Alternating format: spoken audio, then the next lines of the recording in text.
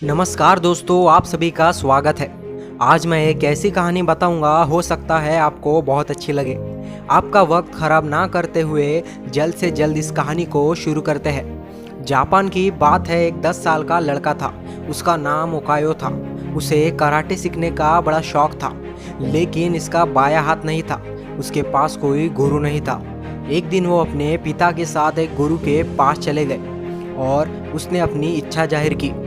गुरु उसकी ललक देखकर बेहद खुश हुए और अगले ही दिन उसकी क्लास शुरू हुई। 1 महीने बीत जाने के बाद उसके दिमाग में एक बात आई कि गुरुजी मुझे सिर्फ एक ही कला क्यों सिखा रहे हैं, जबकि उनको अलग अलग प्रकार की कलाएं सिखाई जा सकती है। उसको लगा शायद अभी मेरी शुरुआत प्रक्रिया है, इसलिए गुरुजी के पास जाना ठीक नहीं होगा। देखते ही देखते 3 महीने बीत गए। अब उसे रहा नहीं गया और वह अपने गुरु के पास चला गया और गुरु को सारी बात बताई। गुरुजी ने एक ही उत्तर दिया, तुम्हें सीखना हो तो सीखो, अन्यथा कल से मत आना। वह चुपचाप वहाँ से चला गया। अब 6 महीने बीत गए। परीक्षा का टाइम आ गया था और जब परीक्षा हुई तो यानी कि फाइटिंग चल रही थी, तो ओकायो एक ही बार में धराशायी हो गया। मैच रेफरी ने कहा इस मैच को यही ख़त्म करते हैं, लेकिन जो सामने वाली टीम का खिलाड़ी था वह बहुत ज़्यादा आत्मविश्वास से भर चुका था।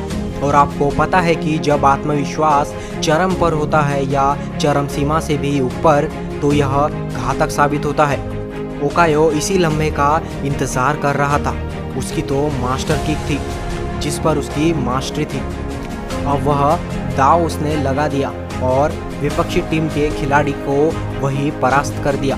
वह जीत तो गया था, लेकिन उसको विश्वास नहीं था कि वह जीता कैसे। उसने गुरुजी से पूछा तो गुरुजी ने जवाब दिया कि पहली बात तो जिस कला में तुम निपुण थे उसकी इतनी महारत हासिल करना छोटी बात नहीं है, और अगर कोई कर भी ले तो उसका तोड़ यही होता है कि सामने वाले का बायां हाथ पकड़कर नीचे गिरा देना। किंतु तुम्हारा बायां हाथ तो है ही नहीं, इसलिए तुम्हारी जीत निश्चित थी। उसने अपने गुरु के चरण स्पर्श किए और बोला, मैं धन्य हूँ ऐसा महान गुरु पाकर। यही होता है जब ऐसा गुरु मिलता है। तो आपको यह कहानी कैसी लगी ज़रूर बताएं।